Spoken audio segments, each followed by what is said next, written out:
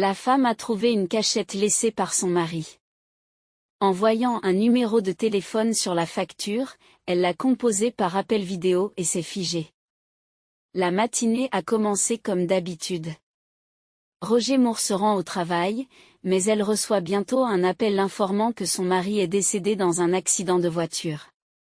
Route glissante, verglas, perte de contrôle, et quelque chose d'autre qui n'a plus aucune signification. Comment pouvait-elle y croire? Pendant longtemps, Sarah n'y a pas cru. Pendant plusieurs mois, elle a vécu comme s'il était toujours là. Il était particulièrement difficile de se réveiller et de réaliser à nouveau qu'il était parti et qu'il ne reviendrait jamais. Mais comment pouvait-il ne pas revenir alors qu'ils avaient tant de projets, qu'ils étaient censés vivre et s'épanouir ensemble, que ses pantoufles étaient toujours sous le porte-manteau, tels qu'il les avait laissés? Il n'y a qu'à venir les mettre, mais il ne viendra pas. Et toutes ses affaires pourraient être jetées ou données à quelqu'un d'autre, mais elle n'ose même pas y toucher. Il lui semblait que si tout restait en l'état avec Roger, alors... Non, elle ne devenait pas folle.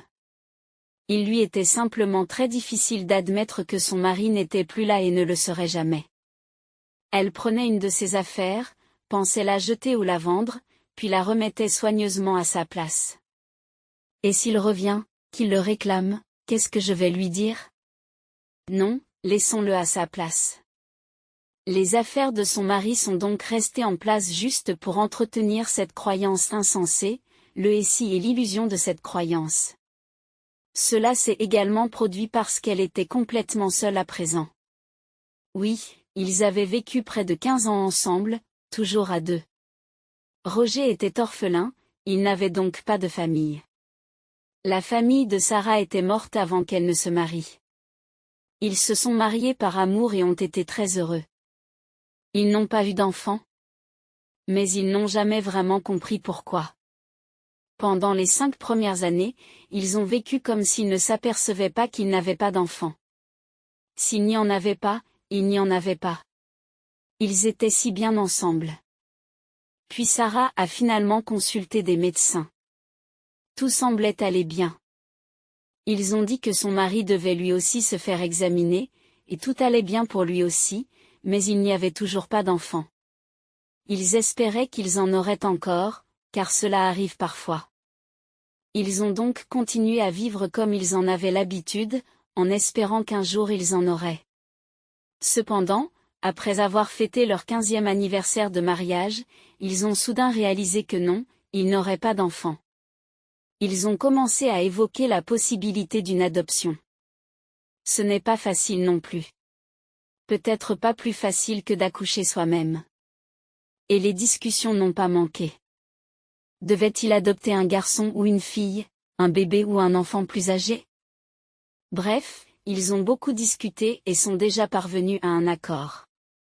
Ils ont déjà réussi à obtenir l'autorisation d'adopter un enfant.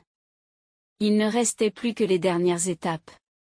Et maintenant, elle doit se faire à l'idée qu'elle n'aura jamais d'enfant, car une personne célibataire n'a pas le droit d'adopter qui que ce soit. Il y a suffisamment de familles complètes qui rêvent d'enfants. Et qui était-elle maintenant? Baron, avec tout le monde autour d'elle en train de mourir? Ce serait une chose s'il n'y avait que son mari, mais il n'y avait pas d'autres parents non plus. Il n'y avait donc aucune raison de s'efforcer de remplacer ce qu'elle ne pouvait pas protéger par cet enfant déjà malheureux. Bien sûr, personne ne lui a dit cela. Sarah le pensait elle-même. Et pour être honnête, elle ne voulait plus rien. Elle allait bientôt avoir 40 ans, ce qui signifiait que la majeure partie de sa vie avait déjà été vécue. Que lui restait-il à vivre? Même si elle parvenait à adopter un bébé, serait-elle capable de l'élever? Pourrait-elle les rendre heureux? Dans son état actuel, cela semble impossible. Elle ne pouvait rien saisir avec ses mains impuissantes. Après la mort de Roger, la vie s'est figée. Elle allait au travail, rentrait à la maison, mais il n'y avait rien d'autre à faire à la maison. Elle n'a donc rien fait, comprenant déjà parfaitement que son mari était parti pour toujours, mais décidant tout de même de laisser les choses en l'état, comme elles l'étaient avec lui. Un jour, Comme si elle se réveillait, elle s'est regardée de l'extérieur dans l'appartement et a été horrifiée. Si Roger pouvait voir ce que je suis devenue et notre appartement, se dit-elle. Il était tellement maniaque de la propreté. Et voilà que je laisse tout tomber, me justifiant en préservant sa mémoire.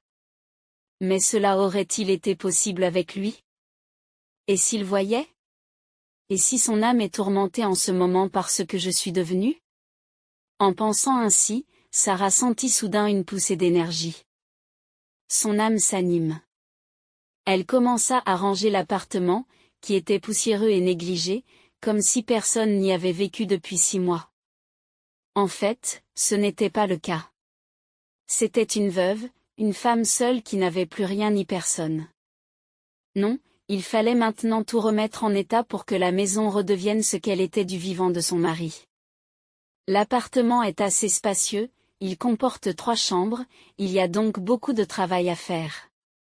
Mais Sarah ne semble pas se sentir fatiguée. Elle se réjouit de voir chaque recoin reprendre vie, se remplir d'air et retrouver son aspect d'antan.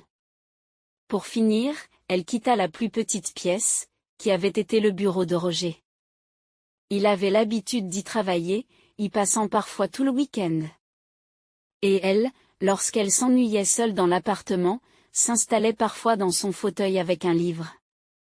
Oh, c'étaient des soirées bien heureuses. Oui. C'était douloureux maintenant d'entrer dans cette pièce, de regarder la chaise vide où il s'asseyait autrefois et son bureau désormais vide. Elle avait donné quelques papiers aux collègues de son mari, qui pourraient leur être utiles. Maintenant, tout ce qui reste semble n'être utile à personne, mais il faut quand même nettoyer. Que ce soit vide là-dedans, mais propre. Ils avaient un jour rêvé de transformer cette pièce en chambre d'enfant, mais il semblait maintenant qu'elle resterait toujours vide. Ou alors, j'en ferai ma propre chambre. Décida Sarah, comme si elle oubliait que l'appartement entier était désormais le sien. Elle commença à faire le ménage, et finit par fouiller les tiroirs du bureau, dans lequel il ne restait presque plus rien, à l'exception de quelques billets roulés. Elle sortit ce magot de son mari en souriant. Roger, comme beaucoup d'hommes, me cachait donc de l'argent. Maintenant, nous ne saurons jamais à quoi il servait. Peut-être que c'était pour elle, comme cadeau, ou pour ses propres besoins. Ah, quelle différence cela fait-il maintenant? Il n'y a plus moyen de savoir. Sarah enleva l'élastique, étala les billets, les tria et remarqua un numéro de téléphone inscrit sur l'un d'eux. Il ne fait aucun doute que c'est Roger qui l'a écrit. Elle connaissait l'écriture de son mari. Mais pourquoi l'a-t-il écrit sur l'argent? Et quels sont ces symboles écrits à côté? Il n'avait jamais fait cela auparavant. Il y avait des carnets de notes, ou tout autre endroit où il aurait pu l'écrire. Il a peut-être emprunté à quelqu'un et n'a pas eu le temps de lui rendre. Bien qu'aucune de ses connaissances n'ait mentionné que Roger leur devait de l'argent. Mais peut-être que par politesse, le montant n'était pas très élevé.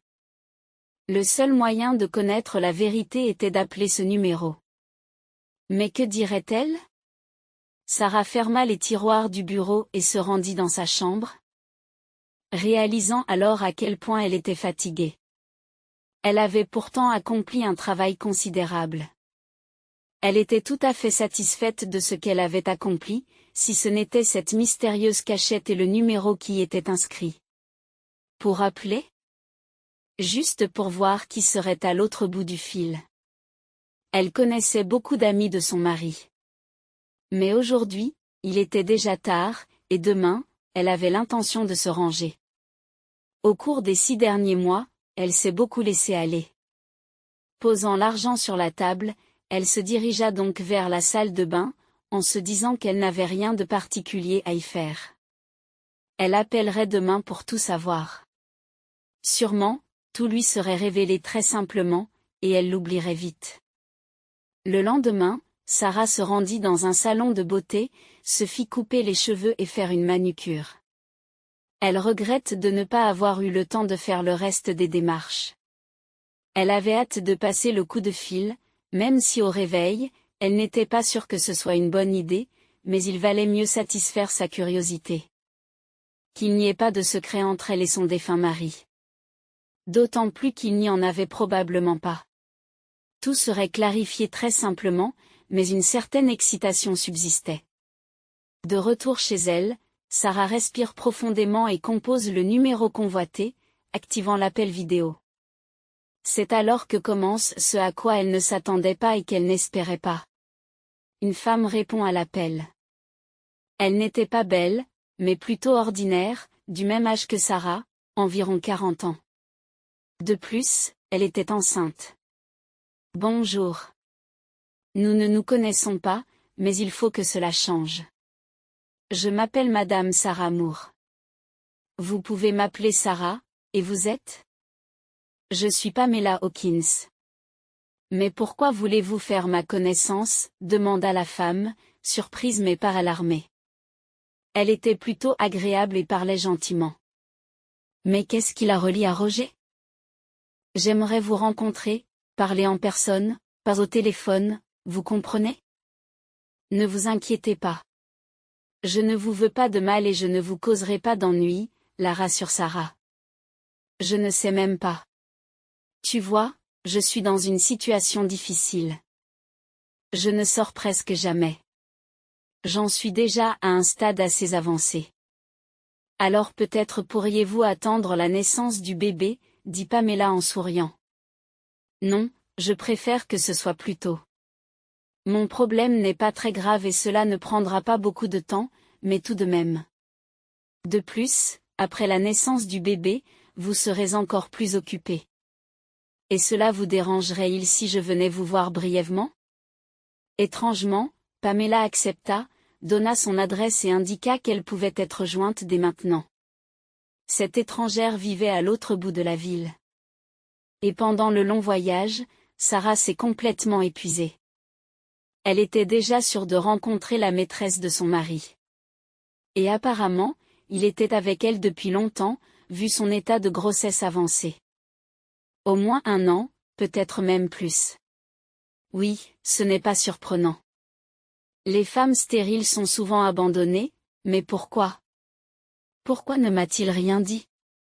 Pourquoi a-t-il sérieusement discuté avec moi de l'adoption d'un enfant? Avait-il l'intention de me quitter plus tard avec ce bébé adopté ou de la quitter avec son enfant? Oh, Roger, je n'aurais jamais pensé que tu étais un tel maître dans l'art de cacher des secrets, et je n'aurais certainement jamais pensé que tu me trahirais. Après toutes ces années, tu ne m'as jamais donné de raison de douter de ta fidélité, et soudain, une Pamela apparaît. Oh, pourquoi est-ce que je vais la voir? Qu'est-ce que je veux savoir? Peut-être vaut-il mieux rester ignorant? Quoi que je découvre, rien ne peut être changé maintenant. Cela ne fera que tourmenter mon âme, et pas seulement la mienne. Cela jettera une ombre sur la réputation de mon propre mari. Mais elle comprend que l'ignorance, dans son cas, n'est pas la meilleure option. Il n'y aurait pas de paix de toute façon, alors il vaut mieux tout savoir tout de suite. C'est pourquoi, tout en hésitant, elle se rendit au domicile de la femme inconnue et sonna à la porte. Pamela lui ouvre, l'invitait à entrer dans l'appartement sans aucune méfiance, mais Sarah est de plus en plus inquiète. Dans la chambre, sur l'étagère, elle voit une photo de son mari, la même que chez elle, mais sans le cadre de deuil ni le ruban noir. Elle ne doit pas savoir qu'il est mort. La pauvre. Quelle insouciance. Ne s'inquiète-t-elle pas que son amant ne lui ait pas rendu visite ni téléphoné depuis 6 mois? Peut-être ne l'aimait-elle pas du tout? Peut-être qu'elle ne veut même pas de l'enfant et qu'elle me le donnera? Peut-être que Roger s'est engagé avec elle pour cette raison, qu'il l'a utilisée comme mère porteuse? Des pensées folles se bousculent dans son esprit, mais pour connaître la vérité, elle doit demander. Mais comment?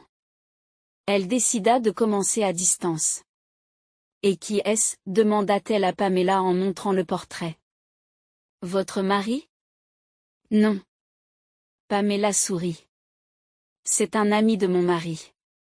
Un homme très bon. Il nous a aidés avec Philippe, puis quand je me suis retrouvée seule dans une situation difficile. Mais cela fait un moment que nous n'avons pas eu de nouvelles de lui. Son téléphone ne répond pas. Et de quoi voulais-tu parler? Je voulais parler de lui. S'il vous plaît, ne vous énervez pas. Tu ne devrais pas. Oh, pourquoi suis-je venue ici? C'est mon mari. Il est mort il y a 6 mois, dit Sarah, tourmentée d'avoir à annoncer une si mauvaise nouvelle. Et la nouvelle, apparemment, était en effet très lourde. Pamela soupire, se couvre le visage de ses mains et fond en larmes. Je suis désolée, Pamela. Je suis désolée. Sarah s'exclama, la serra dans ses bras et pleura elle aussi. Oh! Je n'aurais pas dû venir parler de ça. Mais c'est arrivé. La curiosité et la méfiance des femmes. Elle lui raconta ce qui l'avait amené dans cette maison, la mort soudaine de Roger, l'argent retrouvé, ses doutes sur la fidélité de son mari. Et quand j'ai vu que tu attendais un bébé, j'ai même inventé toute une histoire. Et maintenant, je vois que j'avais tort. Je te crois. Non, non, Sarah. L'enfant est de mon propre mari. Je n'ai jamais rien eu avec toi, Roger, et ça n'aurait pas pu être le cas. Mais c'était vraiment quelqu'un de très bien. Il nous a aidés, Philippe et moi, après ce qui est arrivé à Philippe. Pamela fit un geste désespéré de la main. C'est vraiment dommage qu'il soit parti. Je suis désolée pour vous. Et votre mari? Il n'est pas là. Et puis? Sarah sursaute. Non, non, bien sûr que non. Il est vivant, mais... il n'a pas de chance. Il est en prison. Non, ce n'est pas un voyou, pas un criminel, juste un malchanceux. Il a défendu une fille dans la rue, une très jeune fille. 2 types l'embêtaient. Il a défendu la fille, il a donné une bonne correction à ses vauriens, mais il s'est avéré qu'ils étaient les fils de certains patrons. Philippe ne leur a rien fait de mal. Il leur a donné quelques bleus, a cassé le nez d'un gars. Pour ça, il aurait pu prendre 15 jours ou peut-être même rien du tout. Il n'est pas coupable. Mais ces gros bonnets considèrent qu'il s'agit d'un délit grave, et ils se souviennent aussi qu'il a été condamné pour des bêtises dans sa jeunesse. Oh, ils ont pris Philippe, ils l'ont traité à fond. Je ne sais pas ce que je serais devenu sans Roger. Je n'ai plus de famille. Ma mère a été malade pendant longtemps, et je me suis occupée d'elle, si bien que je me suis mariée très jeune, seulement après son décès. Mais nous avons quand même décidé d'avoir un enfant. Philippe et moi voulons vraiment des enfants. Après avoir suffisamment pleuré et parlé de tout et de rien, ils se sont quittés en amis. Sarah décida qu'elle devait maintenant aider la personne dont son mari s'occupait. Elle ne pensait même plus que Roger avait une liaison avec Pamela. Cette dernière était tout à fait honnête avec elle, lui disant tout sans rien cacher. Sarah a de la peine pour elle. Une grossesse tardive et difficile, pas de mari à ses côtés, pas de famille non plus. Et même la seule personne sur laquelle elle pouvait compter n'était plus là. Comment Sarah pouvait-elle l'abandonner? Elle lui donne l'argent qu'elle a trouvé dans le bureau de son mari, lui promet de lui rendre visite et lui demande de l'appeler en cas de problème. Pamela, n'hésite pas, appelle-moi. Je t'accompagnerai à la maternité. Je t'y retrouverai et nous achèterons tout ce qu'il faut pour le bébé. Je ne suis pas riche, bien sûr, mais je ne t'abandonnerai pas, n'en doute pas. Et pour cela, votre enfant sera un peu comme un neveu ou un filleul pour moi. Je n'en ai pas moi-même. Merci, Sarah. J'essaierai de ne pas trop vous déranger, mais c'est tellement plus facile maintenant. Ne pensez pas que j'ai besoin d'argent, je manque juste de soutien. Et maintenant, je pense que je ne suis pas seule au monde. Et mon enfant aura quelqu'un sur qui compter si quelque chose arrive. Pamela la remercie. Sarah ne mentait pas.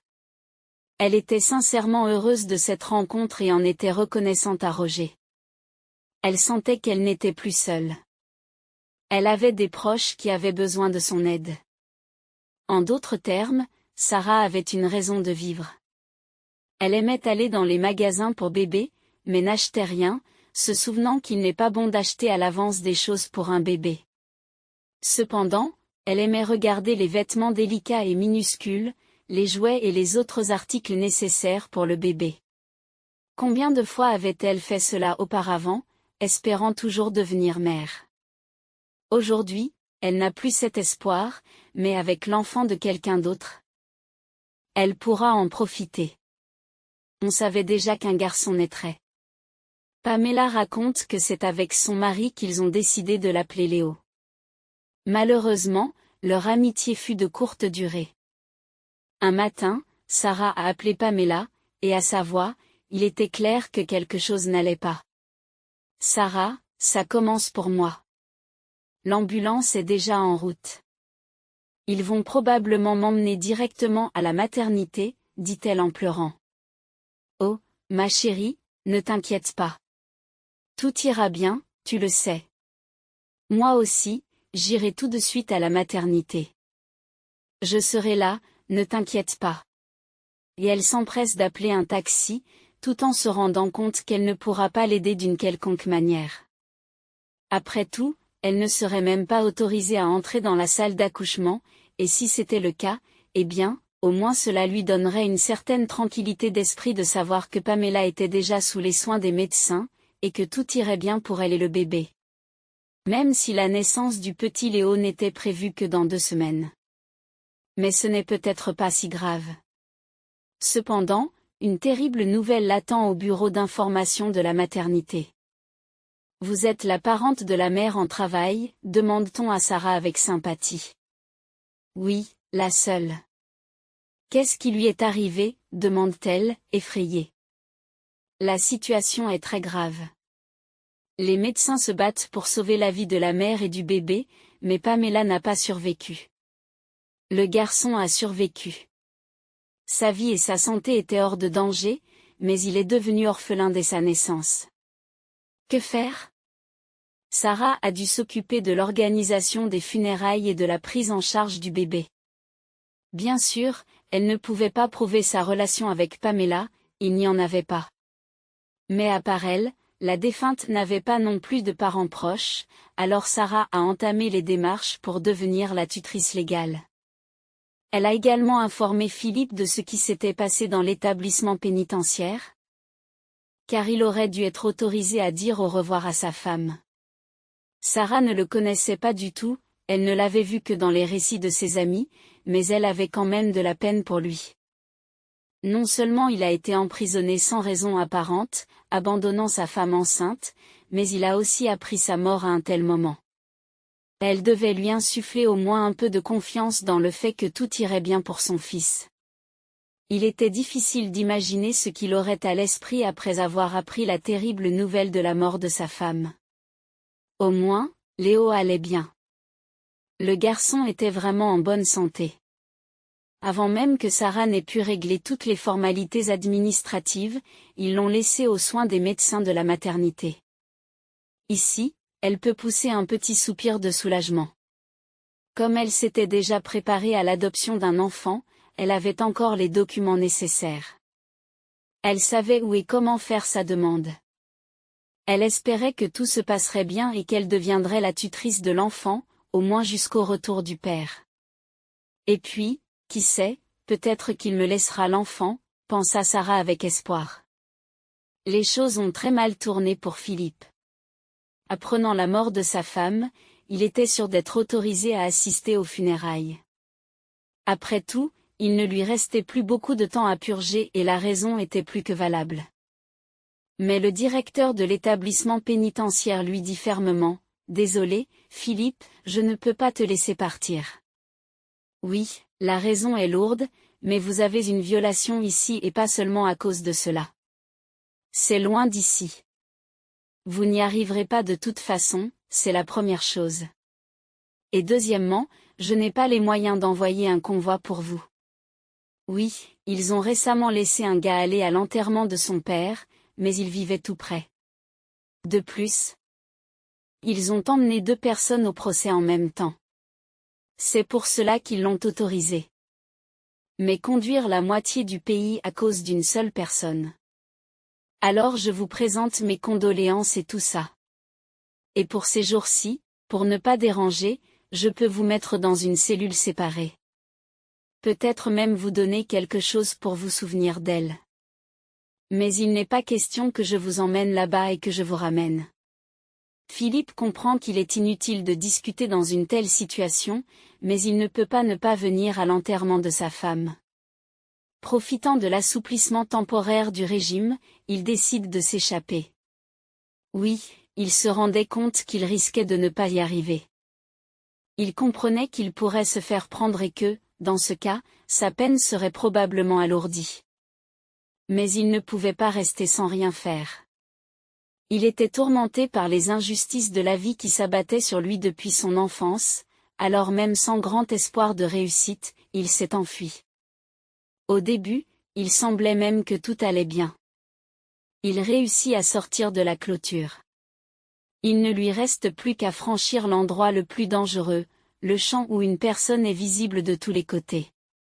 Le fugitif est repéré par un garde posté sur une tour. Il agit selon les instructions, tire d'abord en l'air, puis vise le fugitif. Il ne pensait pas qu'il retiendrait cette personne de toute façon. L'essentiel pour le jeune artiste était d'impressionner les autorités, car la détention garantissait une promotion et un congé imprévu. Oui, il a eu de la chance, mais pas Philippe. La balle l'a atteint à la colonne vertébrale. Le convoi a reçu une récompense bien méritée et est rentré chez lui satisfait, mais pas Philippe. Il a été emmené à l'infirmerie, puis transféré à l'hôpital de la ville, mais même là, les médecins n'ont sauvé que sa vie. Mais aussi sa santé. Personne ne s'occuperait d'un collègue qui n'a d'autre perspective que de retourner en prison. Mais il n'y avait pas non plus d'intérêt à l'y maintenir. Qui s'occuperait d'un invalide qui ne marche pas et qui a besoin de soins constants? On n'a même pas pris la peine de le juger pour tentative d'évasion, si bien qu'il n'est pas resté longtemps derrière les barreaux. Philippe a été acquitté et libéré. En fauteuil roulant, il rentra chez lui, espérant seulement se rendre sur la tombe de Pamela et au moins lui faire ses adieux sur place, bien sûr, voir son fils. Il n'avait pas d'autre raison de vivre. Il savait que Léo était maintenant avec une amie de sa femme et espérait qu'il s'agissait d'une femme gentille qui ne maltraiterait pas son petit. Pour lui, être libre signifiait régler certains problèmes. Par exemple, résoudre le problème de l'appartement et régler ses comptes avec la vie. Pourquoi continuer à vivre après tout ce qui s'était passé? Pas de parents, pas de proches, juste un fils qu'il n'avait pas vu et qui n'avait pas encore 1 an. Pourquoi l'enfant aurait-il besoin de lui? Il n'est qu'un obstacle, un fardeau. Enfin, s'il vivait avec une femme qui s'occupait du bébé et ne l'abandonnait pas. Et lui, Philippe, n'avait pas l'intention de s'imposer à qui que ce soit. Luttant pour atteindre l'appartement de Sarah, il sonna. Lorsqu'elle ouvrit la porte, il se présenta, comprenant qu'un étranger n'était pas obligé de se réjouir de son arrivée, mais elle accueillit chaleureusement l'invité, le présenta à Léo et le fit asseoir à table. Elle lui parle d'abord de son fils, de sa croissance, de ce que les médecins disent de sa santé et de son développement. Elle lui a montré la chambre aménagée pour le garçon. Elle n'ose pas aborder la question principale. Sarah comprend mieux que quiconque combien cette question est douloureuse pour une personne qui a perdu son amour. Mais il fallait en parler. Pamela m'a parlé de vous. Mais pas beaucoup. Malheureusement, nous nous sommes rencontrés peu avant la naissance. Vous comprenez. Elle t'attendait. C'est dommage que je ne lui ai pas parlé davantage, mais je ne savais pas que ça se passerait comme ça. Je pensais que nous avions beaucoup de temps devant nous. Après tout, je voulais être là, l'aider avec le bébé. J'étais complètement seule après la mort de mon mari, qui est lui aussi décédé subitement. Je ne sais même pas comment vous l'avez rencontré et pourquoi je ne savais rien de vous. Comment est-ce arrivé? Eh bien, c'est très simple. Nous sommes frères, il est plus âgé que moi et j'ai 2 ans de moins.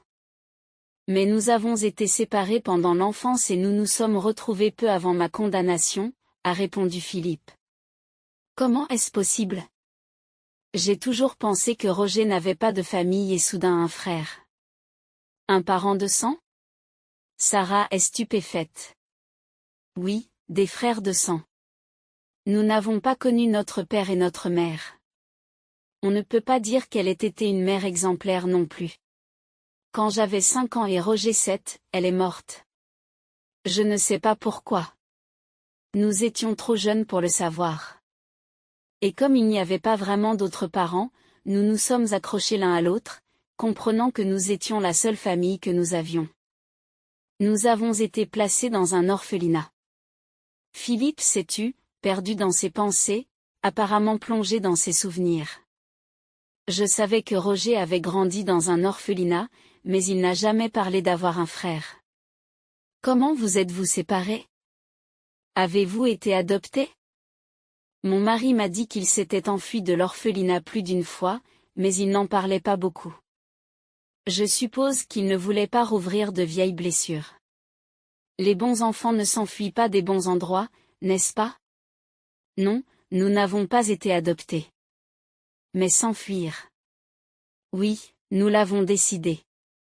C'est comme ça que le destin nous a séparés. On était bien là-bas. Pas mieux que chez notre mère. Mais nous voulions aller à la mer, nous en rêvions. Peu avant sa mort, maman s'est soudain mise à parler de notre départ prochain vers le sud. C'est super là-bas, il fait chaud, les fruits poussent dans la rue. L'homme sourit tristement. Eh bien, nous ne sommes pas partis avec elle, nous n'avons pas réussi. Et pendant que nous vivions à l'orphelinat, Roger et moi rêvions d'y aller ensemble. Cela semblait assez simple. S'il fait chaud là-bas, on n'a pas besoin d'une maison. Si les fruits poussent dans la rue, il n'y a pas besoin d'argent pour se nourrir puisqu'il suffit de les cueillir et de les manger. Et comme nous sommes encore petits, nous pouvons y aller sans problème. Nous mentirons et dirons que nous nous sommes perdus, que nous rentrons à la maison. Nous avons donc volé du pain à la cantine pour avoir quelque chose à manger en chemin et à la gare. C'est alors que le doute m'envahit. Quel train va vers le sud, vers la mer? Nous ne connaissions même pas la géographie. J'ai commencé à persuader mon frère de faire demi-tour, mais il ne voulait pas bouger. Tu es un lâche, Philippe. Si tu ne veux pas, j'irai seul et tu resteras dans ton orphelinat. Je me débrouillerai tout seul. L'essentiel, c'est d'y aller. Ils nous emmèneront quelque part. Le train devait partir bientôt. Roger est monté dans le train et je suis restée là, à pleurer. C'était effrayant de partir, effrayant de rester derrière mon frère. Et j'étais en colère contre lui. Pendant que je restais là à pleurer, le train est parti. J'ai erré, pensant que Roger reviendrait, mais la police m'a arrêté. L'orphelinat avait déjà signalé la disparition des enfants. Ils m'ont ramené. Et Roger n'a pas été retrouvé? Comment aurait-il pu le retrouver? Ils m'ont demandé où était parti mon frère. Qu'est-ce que je pouvais dire? J'ai pris un train. Lequel? Je ne sais pas. Je suis allée à la mer. Laquelle? Qu'est-ce qu'un enfant de 6 ans peut en dire? C'est comme ça que nous nous sommes perdus dans ce monde. Plus tard, il m'a raconté comment il avait passé la nuit à travers le pays. De train en train, de ville en ville. Et il est arrivé jusqu'à la mer. Puis il a voulu revenir, mais il ne savait pas comment faire. Quoi qu'il en soit, il a passé l'été en se rendant au premier orphelinat qu'il a trouvé, mais c'était loin de nos terres natales et de moi. Ils n'ont pas pris la peine de le ramener, et tout s'est effacé pour nous deux. Non, je me suis souvenu que j'avais un frère quelque part, mais je ne savais pas comment le retrouver. Alors, tu as grandi dans ce premier orphelinat? Sarah soupire sur le destin tragique de son frère. Oui, c'est là que j'ai vécu. J'ai terminé l'école professionnelle. Puis j'ai été condamnée dans ma jeunesse. J'ai passé un an dans un centre de détention pour stupidité. J'ai ensuite vécu tranquillement. J'ai espéré que mon destin s'éclaircisse. Je me suis même mariée.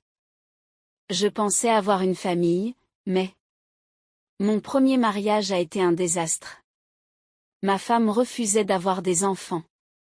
Puis elle a commencé à faire la fête, elle est partie.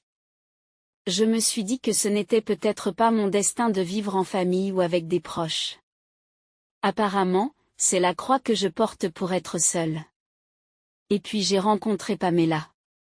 Philippe baisse la tête, perdu dans ses pensées. La vie n'a épargné ni toi ni Roger. Nous nous sommes mariés à l'âge adulte. Nous rêvions d'avoir des enfants, mais ça n'a pas marché. Nous voulions adopter, mais nous n'avons pas eu le temps. Mon Roger est mort, et je ne savais pas grand-chose de son passé. Aujourd'hui, je n'ai personne à qui poser des questions à ce sujet. Vu les circonstances, je ne peux que l'envier. Regardez ce qu'il me reste, des jambes qui devraient être coupées et jetées. Ne t'inquiète pas, Sarah. Je ne t'accablerai pas. Je passerai de temps en temps pour voir comment va Léo. Avez-vous décidé de le garder définitivement? Oui, bien sûr. Je l'aime comme mon fils, mais je ne vais pas vous cacher à lui. Bien sûr, il doit connaître le nom de son père. Et vous? Tu as l'intention de vivre seule? Sarah est surprise. Avec qui d'autre vais-je vivre? Si tant est que je puisse vivre. Je n'ai pas vraiment l'étoffe d'un locataire, comme vous pouvez le constater. Philippe n'a pas partagé tous ses projets avec elle. Et, pour être honnête, il ne savait pas lui-même ce qu'il ferait ensuite. Sarah semble comprendre. Pourquoi être si morose? Tu as quelqu'un pour qui vivre. Et tu sais quoi? Reste avec nous pour l'instant. Il y a beaucoup de place, et nous ne nous gênerons pas l'un l'autre. Et si tu veux, tu peux t'occuper de ton fils. Et de toute façon, c'est plus facile à deux. Pour ce qui est de ton état, il faut que tu t'occupes de ta pension maintenant, puis que tu consultes un médecin, car il traite beaucoup de choses de nos jours. Sarah tente de le réconforter. Il traite des choses, oui, pour l'argent. Et, comme vous le comprenez, je n'en ai pas et je n'en aurai pas. Mais il y a des quotas. Nous devons tout découvrir. Et nous le ferons ensemble. C'est pourquoi je vous dis de rester. Et vous pouvez trouver du travail. C'est vraiment quelque chose à faire. Tes mains travaillent bien, après tout. Philippe n'a pas résisté longtemps. Il ne pouvait vraiment pas s'imaginer vivre seul. Et, honnêtement, il ne voulait pas être séparé de son fils. Pendant qu'il parlait avec Sarah, le garçon dormait, mais quand il s'est réveillé, il a tendu la main à son père. Il a dû le reconnaître. Ils ont donc commencé à vivre ensemble. Sarah ne mentait pas. Elle s'est renseignée avec enthousiasme sur le quota pour l'opération de Philippe, mais on lui a répondu que la priorité était donnée aux enfants et aux citoyens prometteurs en âge de travailler. Et votre parent? Il a été condamné 2 fois. Et les perspectives de guérison sont très incertaines, lui a-t-on expliqué.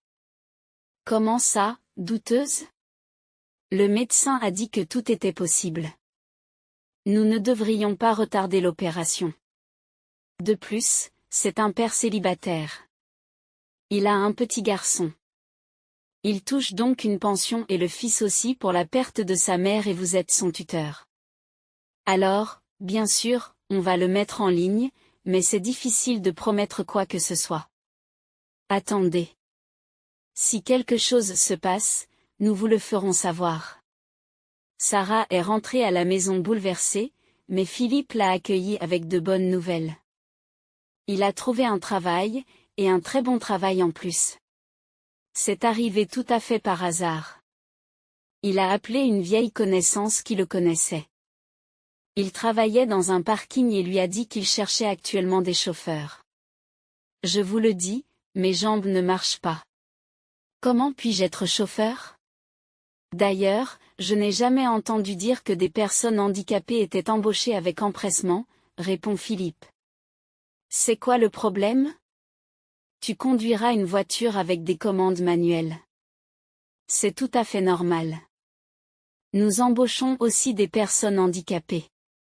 Un type, muet et sourd, conduit. Alors n'en doute pas, Philippe, ils t'embaucheront. Et ils ont embauché Philippe.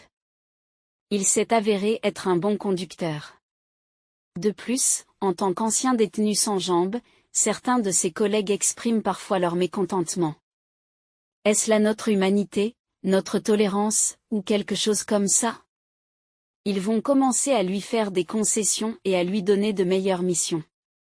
N'en doutez pas. Et ils se vanteront de la façon dont ils traitent tout le monde en embauchant des personnes handicapées sans discrimination. C'est un avantage pour le patron, et pour cette personne en fauteuil roulant aussi. Mais pour nous, ce n'est que des tracas supplémentaires. Grommellent certains chauffeurs entre eux. Ils avaient tort. Personne n'a fait de concession particulière pour lui. Philippe surprend parfois les conversations de ses collègues, mais personne ne lui en parle directement. Mais il ne peut s'empêcher de ressentir l'attitude à son égard. Que pouvait-il faire? Il se résigne, essaie de travailler sans se plaindre, c'est tout. Il devait gagner de l'argent pour subvenir aux besoins de son fils et peut-être pour l'opération. Il n'y avait aucun espoir d'économiser une telle somme, ni de se faire opérer un jour, mais il fallait quand même de l'argent. Sarah l'a dissuadé de vendre l'appartement qu'il occupait avec Pamela. Non, ce n'est pas le moment de vendre un bien immobilier. Je suis sûre que tu vas te rétablir. Et puis, pourquoi ne pas avoir votre propre maison? Léo va grandir. N'aura-t-il pas besoin d'un appartement? Pour l'instant, on peut le louer, c'est tout. C'est aussi de l'argent. Utilisez-le pour économiser en vue de l'opération. Et ne perdez pas espoir pour le quota non plus. C'est ce qu'ils ont fait. Ils ont loué l'appartement. Philippe est resté vivre avec Sarah et le bébé. La cohabitation fut harmonieuse et Philippe s'efforça non seulement de ne pas montrer, mais même de ne pas s'avouer à lui-même qu'il était tombé amoureux de cette femme. Quant à Sarah, elle ne pensait pas à l'amour, elle était simplement heureuse. Pour la première fois depuis la mort de son mari, elle croyait qu'elle pouvait vivre autrement que seule, comme une veuve non désirée, vieillissant tranquillement dans sa solitude.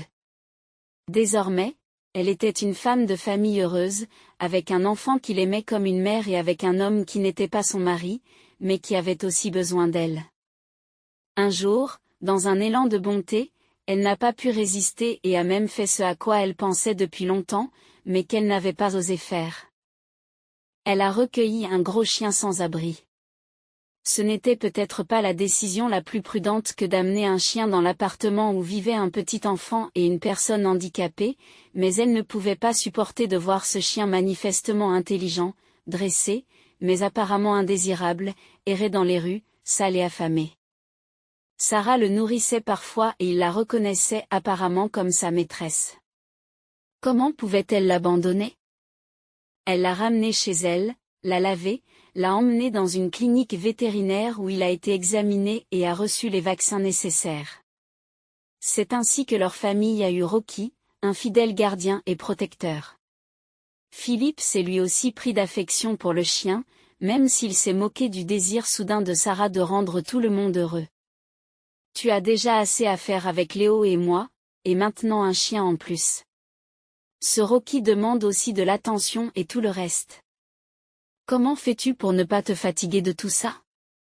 S'étonne-t-il. Mais je suis sûre qu'il n'est pas du tout superflu dans notre maison. Personne n'apparaît dans la vie d'un autre sans raison. Apparemment, c'est le destin qui a voulu que nous ayons un chien, ne put-elle que répondre. Philippe ne discute pas, Rocky n'était vraiment pas superflu dans leur vie. Il leur donnait un certain sentiment d'assurance que l'avenir ne comportait aucun danger. Cependant, à défaut de danger, Philippe rencontra quelques désagréments. En fait, c'est un phénomène courant dans la vie de tout chauffeur de taxi, car il doit faire face à toutes sortes de personnes. Chacun d'entre eux peut vous parler d'escrocs et de gens tout simplement déraisonnables. Les chauffeurs de taxi ont été victimes de vols, de tentatives de meurtre et d'histoires criminelles. Une fois, 2 étrangers sont montés dans la voiture de Philippe, qui ne les a tout de suite pas aimés. Ils étaient nerveux, agités, et n'ont pas précisé leur destination. Ils lui ont simplement demandé de rouler plus vite et lui ont dit qu'ils lui indiqueraient plus tard où les déposer. Philippe ne savait pas comment se débarrasser de tels passagers, mais tout s'est fait tout seul.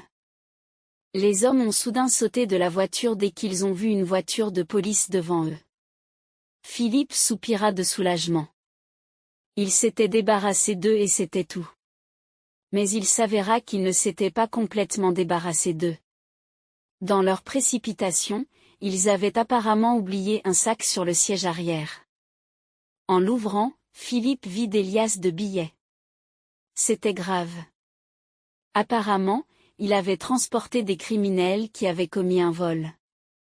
Il serait naïf de penser qu'ils ont simplement oublié leur butin. Ils allaient certainement essayer de le retrouver et de récupérer l'argent, mais la somme était assez importante. Elle suffirait à financer l'opération et la convalescence dont Philippe rêvait, et la tentation était donc grande. N'ayant pas décidé quoi faire, il est rentré à la maison avec le sac pour consulter Sarah. En voyant l'argent, elle a été effrayée. Il y a beaucoup de choses ici. Non, Philippe, tu ne devrais pas les considérer comme tiennes. C'étaient sûrement des criminels et ils voudront les récupérer. Vous ne leur échapperez pas plus tard. Je ne sais même pas ce qui est le mieux, signaler à la police ou attendre que ces crapules viennent prendre l'argent elles-mêmes. Et je ne sais pas non plus. Avec mon passé, je ne m'attends pas à une quelconque gentillesse de la part de la police. Mais je ne voudrais pas non plus avoir affaire à des bandits. D'accord, attendons. Demain, nous trouverons peut-être quelque chose. Mais ils n'ont pas eu à attendre jusqu'au matin, pas plus que ceux qui sont partis. Comme certains dans le taxi. Les criminels se souvenaient du chauffeur et de la plaque d'immatriculation de la voiture. Trouver Philippe n'a pas posé de problème. Sarah et Philippe se préparaient déjà à aller se coucher lorsqu'on frappa à la porte avec insistance. C'est eux, devina Sarah. Je vais appeler la police et tu ouvriras la porte en essayant de les faire participer à une conversation. Sarah entra dans la pièce. Philippe s'approcha de la porte et l'ouvrit. Oui, les mêmes passagers se tenaient sur le pas de la porte et l'expression de leur visage n'augurait rien de bon. Ah, et il est aussi cul-de-jatte, dit l'un d'eux avec dédain. Alors, mon oncle, allez-vous nous rendre les objets oubliés dans la voiture? Ou bien allez-vous nous siffler que vous les avez déposés au bureau des objets trouvés? Tu parles du sac oublié dans la voiture? Je ne suis pas formé pour siffler, mais je l'ai remis comme il se doit, alors vous n'êtes pas au bon endroit. Contactez la compagnie de taxi et peut-être qu'ils vous le rendront. Enfin, si vous pouvez prouver qu'elle vous appartient, répondit-il fermement. Beau parleur, dit-il en le remettant. Nous verrons cela. Montrez-nous. Nous sommes sûrs qu'il est caché quelque part avec vous. Les malfrats tournèrent le fauteuil roulant et entrèrent hardiment dans l'appartement. Restez baissés. Il y a un enfant qui dort là, dit Philippe. Ayez un peu de pitié pour votre enfant. Rendez tout vous-même. Sinon, nous devrons mettre cet endroit sens dessus-dessous. Tu crois qu'on a envie de fouiller dans ce bazar? Mais nous n'avons pas l'habitude de perdre les nôtres. On est plus habitué à prendre ceux des autres. Alors, mec, je te déconseille de résister ou tu risques de te retrouver sans main. Philippe, réalisant que la situation prenait une tournure sérieuse, s'apprêtait à crier à Sarah de donner ce foutu sac aux voyous, mais la situation changea de façon inattendue. Du coin du couloir, Rocky jaillit comme un éclair noir auquel personne n'avait prêté attention. Mais le chien surveillait les invités, comprenant qu'un danger menaçait son maître, il s'élança sur les ennemis, serrant de puissantes mâchoires le bras de l'un d'entre eux. Des cris de chaos retentirent. Sarah s'est précipitée hors de la pièce, avertissant tout le monde que la police était déjà en route. Léo, qui s'était réveillé, se mit à pleurer de peur. Heureusement, les forces de l'ordre ne les font pas attendre longtemps. Elles avaient déjà été informées du cambriolage du bureau de change privé et recherchaient les malfaiteurs. Ils ont été arrêtés. Philippe a remis le sac. Sarah pleure Rocky, que les malfrats ont réussi à blesser. Après avoir respecté toutes les formalités, la police est partie. Philippe commence à calmer son fils et Sarah appelle un vétérinaire en urgence. Elle était très inquiète pour Rocky. Heureusement, la vie du chien n'est pas en danger et les vétérinaires repartent après avoir reçu les soins nécessaires. Sarah et Philippe, essayant de se calmer après ce qui s'était passé, se sont assis dans la cuisine pour prendre le thé.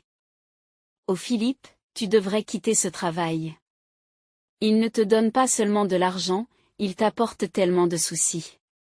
Comment vais-je me sentir en te voyant partir et en t'attendant après, dit-elle. Philippe n'est pas d'accord. Non, être sans travail n'est pas une bonne chose non plus. Qu'en est-il de ma pension et de l'argent de la location de l'appartement?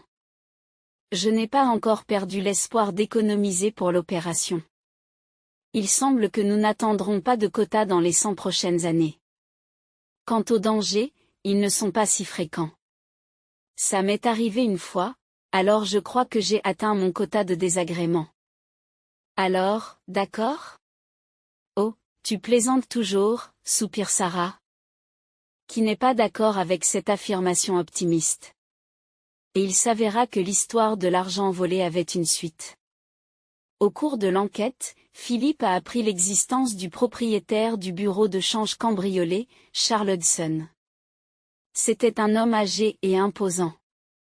Il a été très impressionné par le geste de l'handicapé, qui ne s'est pas approprié l'argent et qui, sans craindre les bandits, a tout fait pour que la totalité de la somme soit restituée au propriétaire. Il remercie sincèrement Philippe, mais celui-ci n'a pas l'intention de cacher quoi que ce soit et de s'attribuer des mérites inexistants.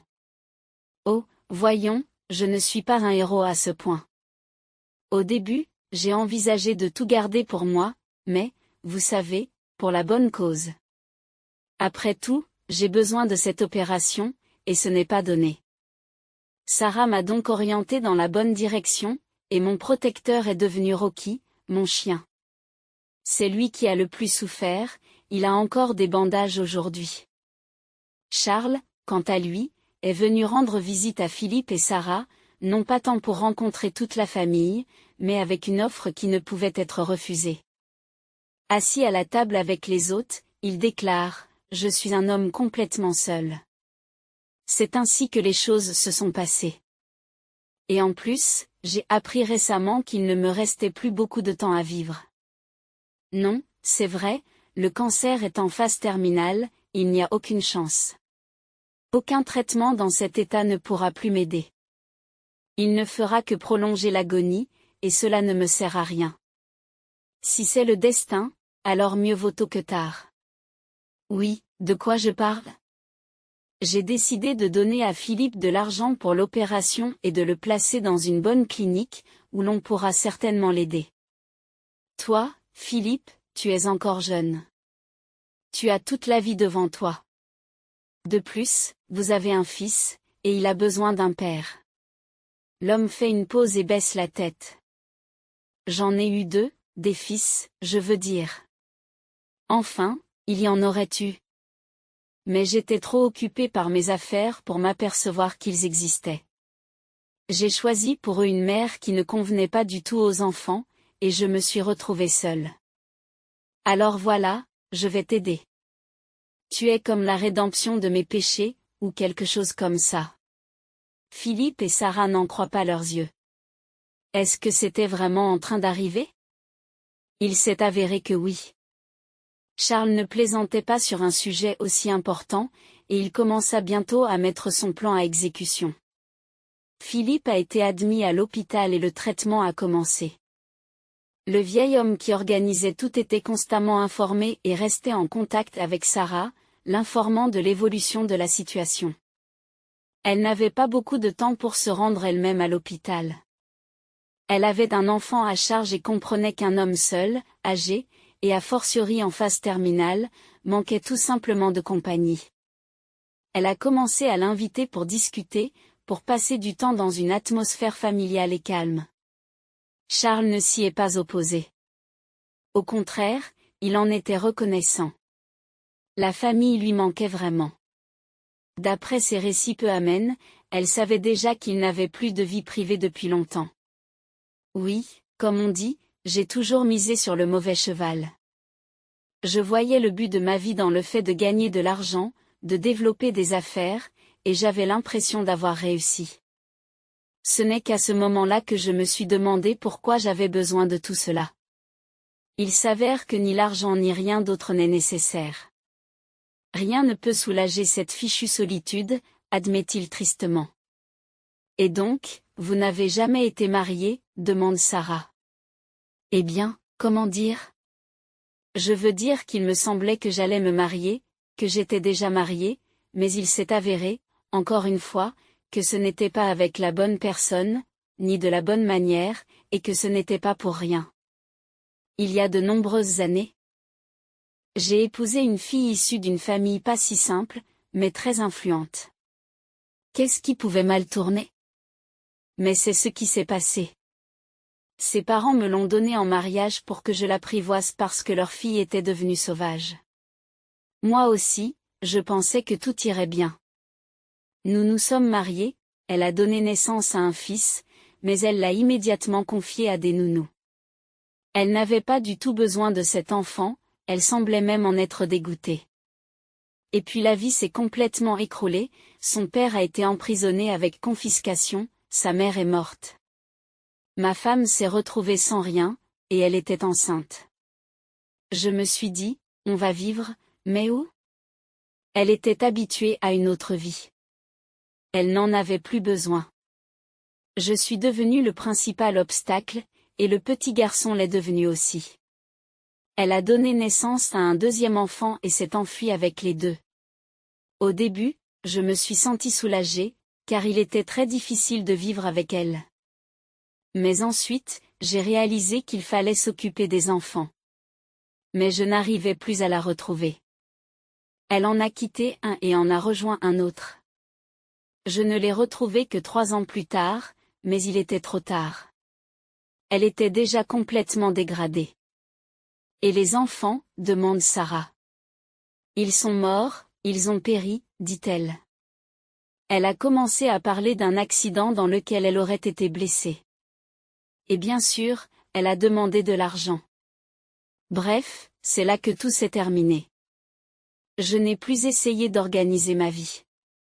Il y a bien eu quelques rencontres, mais chez chaque femme, je n'ai vu que cupidité et tromperie. Je me suis peut-être trompée, mais il est trop tard pour en parler. Alors je vis en reclus, et jusqu'à récemment, tout me convenait, mais maintenant. C'est horrible. Il est même étrange que nous tous, vous, moi, mon mari, Philippe, ayons des vies remplies d'événements aussi complexes et tragiques. Je veux dire que Roger et moi avons bien vécu. Sauf qu'il n'y a pas eu d'enfant et qu'il est mort, de façon inattendue, tragique, dans un accident. Mais son enfance n'a pas été facile non plus. Ils sont frères avec Philippe.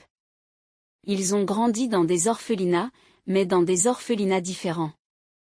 Attendez, Roger et Philippe. Mais mes enfants s'appelaient aussi comme ça. Et qui était leur mère? Tu sais quelque chose, Sarah? Charles devient soudain inquiet. Je ne sais rien. Et eux-mêmes ne savaient pas grand-chose. Elle s'appelait Hélène, et il semble qu'elle soit morte. Et pensez-vous qu'il pourrait être? Sarah ne savait plus où donner de la tête. Mais de telles coïncidences n'arrivent pas. Exactement. Les noms, les destins, tout concorde. Au moins, quelque chose du passé de mon mari a survécu. Documents, photos, tout est très important. Je vais essayer de les retrouver maintenant, mais je ne suis pas sûre d'y arriver, dit-elle en réalisant l'importance de tout cela pour Charles. Il ne restait que très peu de choses, bien sûr. Même l'acte de naissance avait été perdu, mais une photo de la mère de Roger et Philippe avait miraculeusement survécu. Et, bien sûr, la femme qui y figure, Charles a reconnu son ex-femme Hélène. C'est incroyable. J'ai pleuré mes enfants pendant tant d'années, et ils sont vivants. Oh, pas tous. Pourquoi? Pourquoi m'a-t-elle trompé? Comment ai-je pu dire de telles choses sur mes propres fils? Le vieil homme ne comprend pas et se prend la tête. Et maintenant, que se passe-t-il? L'un est parti, l'autre a survécu à tant de choses que c'est inimaginable. Oh, tout cela à cause du caprice insensé de leur propre mère. Je ne l'aurais jamais laissé. Calme-toi, Charles, Sarah l'a pris dans ses bras. Mais vous avez retrouvé non seulement votre fils, mais aussi votre petit-fils. De plus, tu as beaucoup aidé ton fils. Grâce à vous, il va bientôt rentrer à la maison sur ses 2 pieds. Nous devrions être heureux. Et Philippe sera très heureux. Il n'a jamais su qu'il avait un père. Et encore moins un père aussi bon et aimant. Oui, tu avais raison. Je dois aller le voir, lui dire.